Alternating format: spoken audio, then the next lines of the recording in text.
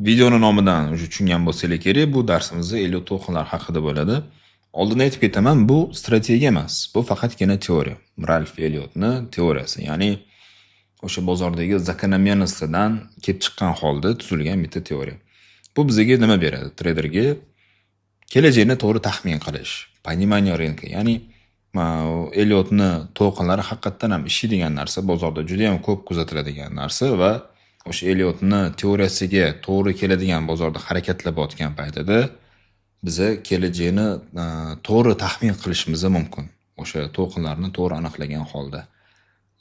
Ko'pchilik yangi treyderlar, даже qanchadir tajribasi bor treyderlarda ham ko'p kuzatiladigan xatolar bor. Masalan, birinchi to'lqinni aniqlashda, uchinchi, ayniqsa to'rtinchi to'lqinlarda juda ham ko'pchilik xatolar qilishadi va o'sha xatolarni sizlarga ko'rsatib beraman. Aslida qanaqa qilib to'g'ri ishlash keraklarini ham hammasini mana shu teoriyasini birdan boshlab toki ABC gacha hammasini tushuntirib beraman. Videoni oxirigacha ko'rasizlar. Maksimum harakat qilaman sodda qilib va qisqaroq qilib tushuntirib berishga. Bo'lmasam darsni boshlaymiz. Elliotning teoriyasi bo'yicha trend bizda 5 ta to'lqindan iborat, korreksiya esa 3 ta to'lqindan iborat. Ya'ni trend tarafga bo'lyapti bizda 1, 2, 3, 4, 5 va korreksiya A, B, C. Korreksiyadan keyin, ya'ni ABCdan keyin yana daraja davom etadi. 1, 2, 3, 4, 5, yana ABC, yana 1, 2, 3, 4, 5. Xo'p, 1, 3 va 5-to'lqinlar bizda impulsli to'lqinlar hisoblanadi. O'zi asosan mana shu Elliot bilan ishlayotganimizda biz mana shu impulsli to'lqinlarini aniqlashda va o'sha tarafga qarab trade qilishga harakat qilishimiz kerak. Chunki ko'rib turibmiz, mana 2 bilan 4 bular korreksiya va korreksiya bo'lganga yarasha harakati ham kichkina bo'ladi. Lekin impulslarimiz mana uzun bo'ladi. 1, 3, 5. Eslab qolinglar, eng uzun to'lqin bu 3-to'lqin hisoblanadi. Har doim eng kichkinasi emas, yoki eng uzun yoki bo'lmasam o'rtanchasi bo'ladi. Mana shu to'lqinni ushlashga asosan harakat qiladi hamma. Xo'p, bu bizda masalan 4 soatli time frame deb olamiz. O'zi eng kamida 4 soatli time frame dan boshlashimiz kerak. Bir kunlik yoki bo'lmasam bir haftalik time frame da qanchalik katta time frame da boshlasak, mana shu to'lqinlarni aniqlashni shunchalik yaxshi. Lekin 1 minut bilan 5 minutlik time frame da umuman ishlamaymiz. Elliotning to'lqinlarini qidirib topishga harakat ham qilish kerak emas. Maslahat bermayman, nimagaki 1 minut bilan 5 minutlik time frame juda ham shovqinli time framelar hisoblanadi. Bu degani dunyodagi har xil bo'layotgan hodisalar, masalan, urush bo'lar, boshqa bo'lar, yoki ekonomik yangiliklar, mana shunday har xil narsalar birjadagi narxlarga ta'sir qilib qo'yadi va o'sha narsalar mana bu strukturalarimizni buzib qo'yadi. Ya'ni Elliotning to'lqinlari gohida ishlamay qoladi o'sha shovqinlar tufayli. Eng minimum 15 minutlik time frame. Buni biz hozir mana bu yerda 4 soatlik time frame ni misol qilib ko'ramiz. Men belgilab qo'yamiz. H4. Xo'p, 4 soatli time frame da bizda 1, 2, 3, 4, 5 va ABC bor. Agar biz o'sha paytida 4 soat emas, masalan 1 soatli time frame ga o'tsak, mana bu yerda ko'ramiz, 1 soatli time frame ga o'tadigan bo'lsak, biz buni ichidagi strukturasini, ya'ni yana ham kichkina to'lqinlarni ko'rishimiz mumkin. Masalan 1, 2, 3, 4, 5. Keyin yana A, B, C. Yana 1, 2, 3, 4, 5. A, B, C. Yana 1, 2, 3, 4, 5. Mana shu joyda 5-to'lqinimiz tugadi. Ya'ni ham katta to'lqinimiz tugadi va bu yog'iga ABC boshlandi.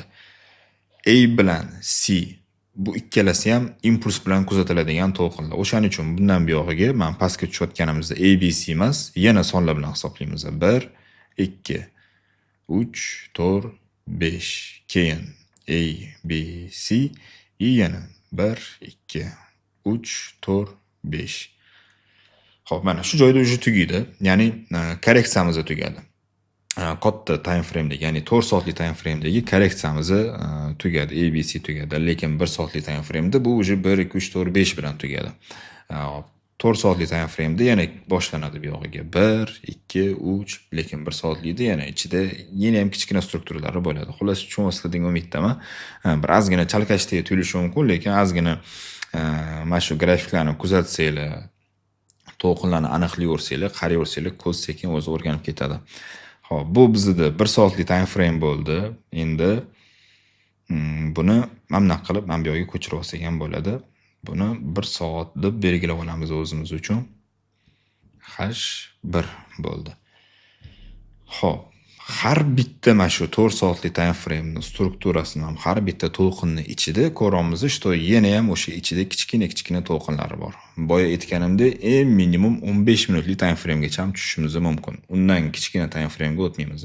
1 soatlik time framedan keyin o'sha 30 minutlik time framega o'tsak, unaqa ichi ko'rinmaydi. Почти 1 soatniki bilan bir xil bo'lib qoladi. O'shaning uchun 15 minutlik time framega mayli tushishimiz mumkin. Xo'p, 15 minutlik time framega tushayotganimizda mana tasavvur qiling, mana ichini ko'ramiz. O'sha kichkina time framega o'tgandan keyin grafikini ham o'sha detalliroq ichi ko'rinadigan bo'ladi. Xo'p, mana bu yerda ko'rishimiz mumkin.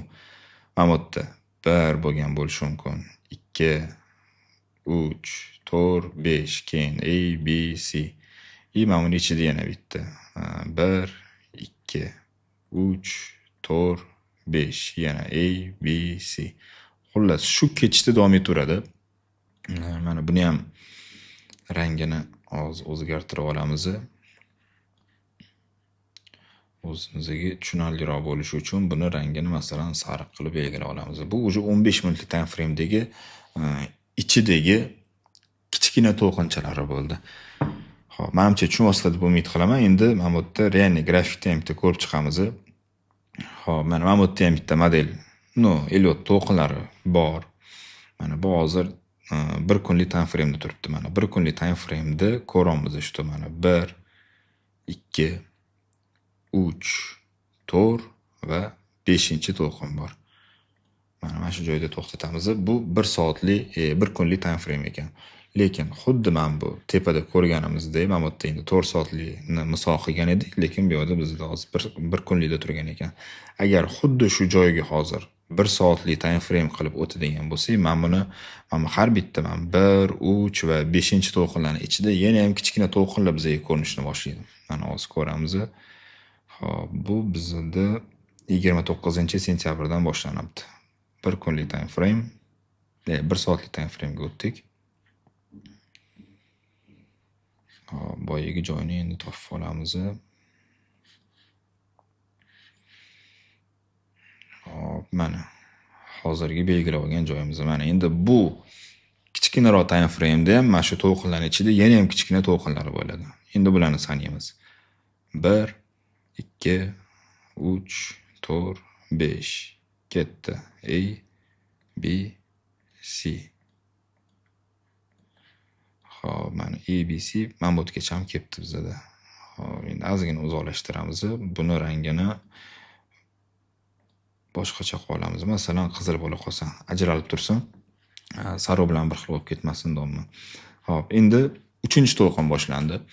3-to'lqinning ichida ham yana xuddi o'shanaqa 1, 2, 3, 4, 5 bor, faqat o'sha kichkina modellar bular. Mana 1, 2, 3, 4, 5. Keyin ketdi yana A, B, C ham o'sha bo'lgan menimcha. Mana A bo'lyapti, demak, mana bunisi B va C. Keyin bu o'sha 5-to'lqin, o'sha 1 kunlik time frame'dagi modelimizning o'sha 5-to'lqin. 5-to'lqinning ichida ham model bor mana. To'lqinlar bor. 1, 2, 3, 4, 5. Xo'p. Mana ko'rsatib, mana qilib hammasini realniy grafikda ham mana ko'rsatib berdi. Menimcha tushunyapsizlar degan umiddaman. Ozgina mana shu narsalarni ko'raversanglar, grafik qanchalik ko'p kuzatsanglar, ko'z o'shanga o'rganib boradi va keyinchalik o'sha mana qilib 1, 2, 3, 4, 5 qilib grafikni ajratib o'tirishga hojat ham qolmaydi. Shunda ko'zni o'zi bilan o'z yog'ini chizib tashlaydigan bo'ladi. Faqat ozgina tajriba kerak uning uchun. Xo'p, endi bu narsalarni agar tushunib olgan bo'lsak, endi yana ham detalliroq o'tamiz, yana ham chuqurlashamiz. Ya'ni har bitta to'lqinlarning o'ziga yarasha shartlari bor. Masalan, qachon 1-to'lqin bo'ldi deya olamiz, qachon 2-to'lqin, qachon 3 va 4, 5.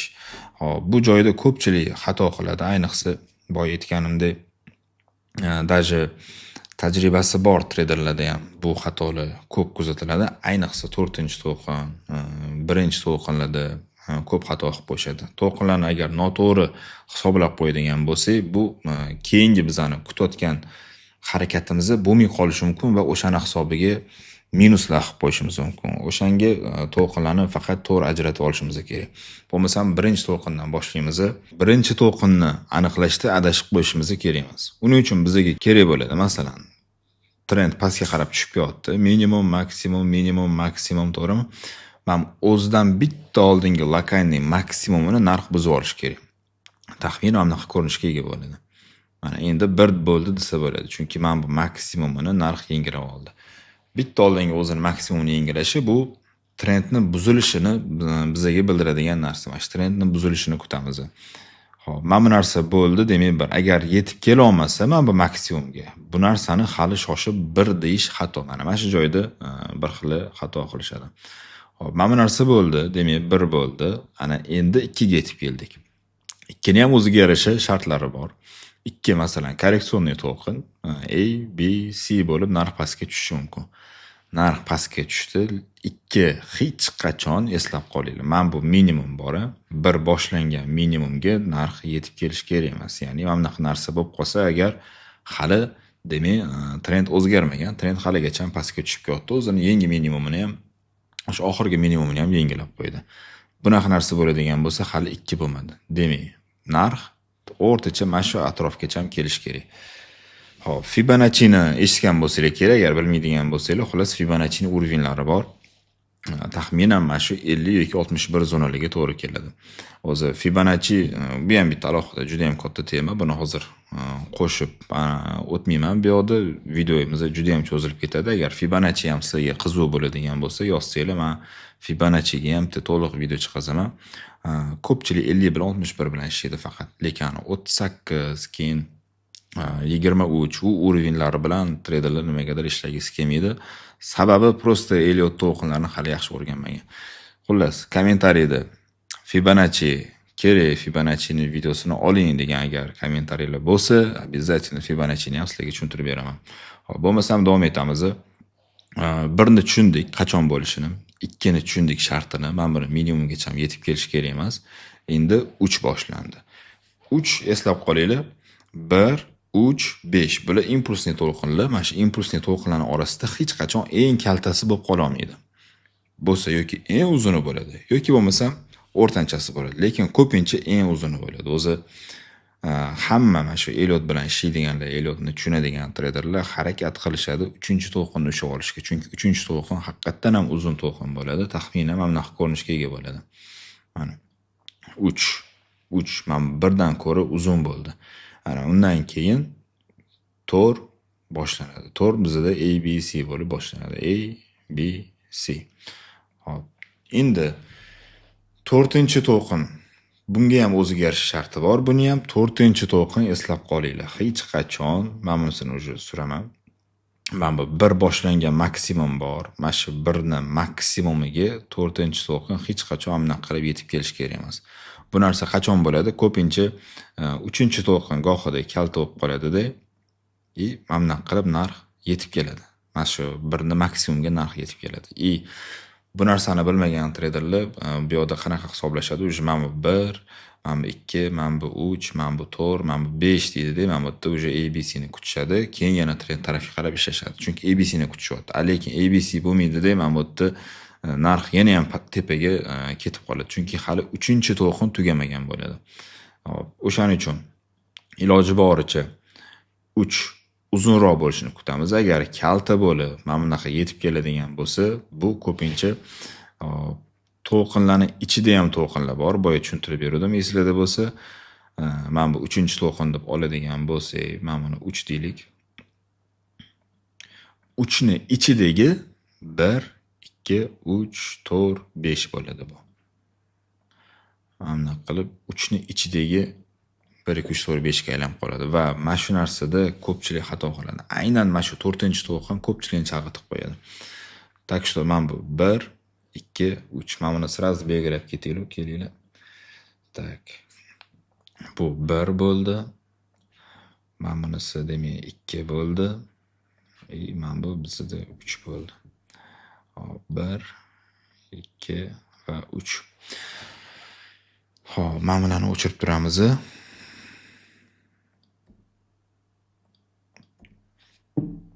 To'g'ri ketma-ketlik bilan ketaveramiz. 1, 2 demak 3. 3dan keyin A, B, C bo'lib 4 bo'ldi. Narx mana buni maksimumiga narx yetib kela olmadi. Taxminan mana shu atrofda to'xtadi. Ana endi 5-to'lqin. 5-to'lqinda ham bitta qiziq jihati bor. 5-to'lqin har doim ham mana bu o'zini maksimumi bor, 3 ni maksimumi. 3 ni maksimumidan har doim ham uzoqqa o'tib keta olmaydi. Men o'zim agar bilsam, что 5-to'lqin uchun ishlayotganimni bilsam, har doim tek profitimni mana shuni o'ziga qo'yib qo'yaman. Men maksimumni o'ziga yoki narx o'sha joyga yetib kelishini kutaman.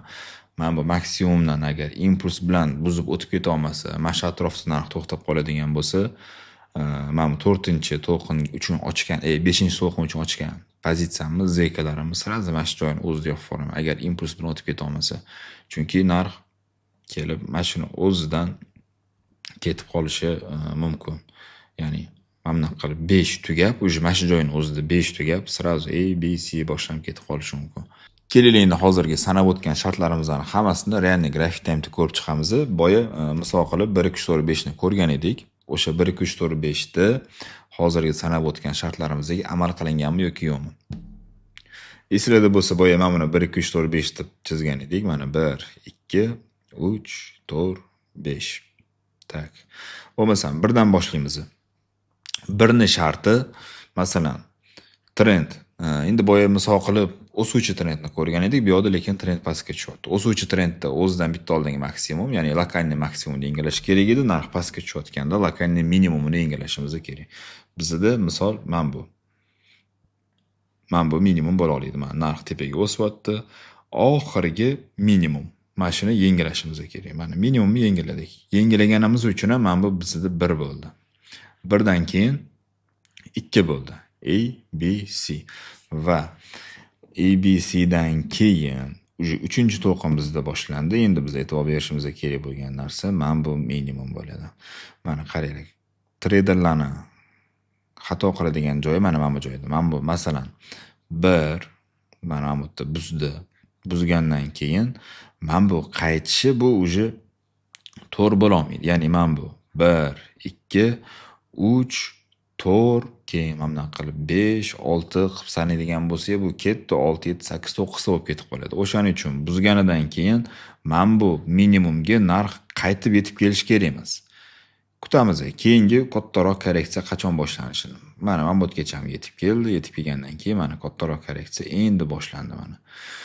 E'tibor beringlar, mana bu birinchi to'lqinimizning minimumigacha narx yetib kela olmasdan turib, qaytib pastga tushib ketdi. Demak, bizda hamma shartlari mana amal qilyapti. 1 2. Mana buni 3, mana buni 4 deb olmaymiz. 3 uzun davom etadi. 3 4 va 5. Mana misol qilib ko'rdik. Kelaylik, yana bitta misol ko'ramiz. Mana bu yerda ham bitta misol bor ekan. Buni ham bitta ko'rib chiqsak bo'ladi. E'tibor beringlar. Maksimum, undan keyin yana bitta maksimum, lokalniy maksimumlar narx pastga tushib kelyapti. Keyin yana bitta maksimum. Elliotni birinchi to'lqini bo'lish uchun bizga o'sha bitta oldingi maksimumini, ekstremumini buzishimiz kerak edi. Narx mana bu yerda buzdi. Demak, bizda 1 bo'ldi. Birinchi to'lqin bor. Keyin 2, 2dan keyin 3 va undan keyin 4 bo'ldi. Bu haqiqatan ham 4 bo'ldimi yoki bo'lmadimi tekshirib olamiz. Mana bu birinchi maksimumimizga urovень chizsak agar o'shani maksimumi kelib chiqadi. Narx agar bunga yetib kela olmagan bo'lsa, demak haqiqatan ham buni 3 desa bo'ladi va mana bunisi 4. 4dan keyin ketdi 5. 5dan keyin ko'ramiz, korreksiya boshlandi. A, B, C. A, B, C'dan keyin qani narx yana tepaga ketdimi? Da, Elliot bilan yana ketyapti. Yana 1 2. Nimaga men buni 1 deb oldim? Chunki o'zidan bitta oldingi maksimumini, mana maksimumini yengiladi. Demak, 1 bo'ldi, 2 bo'ldi, ketdi bu yog'iga 3 4 korreksiya va mana bunisi 5. Xo'p, o'sha tepada sanab o'tgan hamma shartlarimizga mana narxni yurishi to'g'ri kelyapti. Demak, haqiqatan ham Elliot to'lqinlarimizda ishlayapti. Yana bitta sizlarga aytishim kerak bo'lgan narsa bor. Eslarda bo'lsa, men bu narsa mumkin emas degan edim. 1, 2, 3, 4, 5. Men buni maksimumiga narx yetib kelish kerak emas, to'g'rimi? Yoki bo'lmasa agar narx pastga tushayotgan bo'lsa, 1, 2, 3, 4, 5. Men bu minimumga narx yetib kelish kerak emas edi. Bu faqatgina trend paytida, ya'ni 1, 2, 3, 4, 5 o'sha katta trend ketayotgan paytda bu narsa mumkin emas. Bu mumkin bo'lgan bitta joy bor. Bu korreksiya paytida, ya'ni 2 va 4 to'lqinlarimizda juda ham ko'p uchraydi. Korreksionniy modellar bor, o'zi model продолжениялар bor. Model продолжение deganda 3 burchi, masalan, поджатие, keyin flag degan modellar bor. Agar bu modellarni bilmasanglar, mana shu joyda hozir podskazka qoldirib ketaman. Bitta to'liq video bor edi, video darslik bor edi. O'shaning ichida mana shu model продолженияларni hammasini tushuntirib berganman. Xabaringlar bo'lmasa, bemalol ko'rib, o'rganib olsanglar bo'ladi. O'sha model продолженияларning ichida bu zigzag deyiladi. Mana shu zigzagga o'xshab agar narx yurayotgan bo'lsa, mana bu narsalar mumkin bo'ladi. Yoki bo'lmasam, ko'pincha 4-to'lqinda narx bu modellarni ham chizmaydi-da. Hozir ko'rsataman. Накопление chizadi. O'sha накоплениyaning ichida flatga o'xshab yurgan paytda ham o'sha flatning ichida ham 1, 2, 3, 4, 5lari, ya'ni birinchi to'lqinda maksimum yoki minimumlariga narx yetib keladi. Ya'ni mana bunaqa ko'rinishda bo'ladi. 1, 2, masalan 3 dan keyin hozir ozgina yaqinlashtiramiz. 3 dan keyin boshlanadi. 1, 2, 3, 4, 5. E'tibor beringlar. Men bu minimumiga narx yetib kelyapti, lekin hisoblaymiz. Bu narsani ham inobatga olamiz. Keyin ketidan yana boshlanadi. 1, 2, 3, 4, 5. Men bu birinchi to'lqinda maksimumga narx yetib kelgan bo'ladi. Va bundan keyin yana bo'lishi mumkin. A, B, C. Keyin yana A, B, C. Bu zigzag deyiladi. Bu zigzag model asosan mana shu flat yoki bo'lmasa накопление modellarini ichida ko'p uchraydigan narsalar. Xo'p, elot to'lqinlari bo'yicha sizlarga hamma tushuntirib bermoqchi bo'lgan narsalarim shudan iborat edi. Agar qanaqadir talab taklifinglar bo'lsa, bemalol kommentariyada yozib qoldirsanglar, hammani kommentariyasini o'qiyman. Qaysidir mavzu sizlarga agar qiziq bo'lsa, kommentariyada yozinglar. Обязательно o'sha mavzu haqida ham bitta video qilaman. Bu darsimiz hammaga foydali bo'ldi. Keyingi darsda ko'rishguncha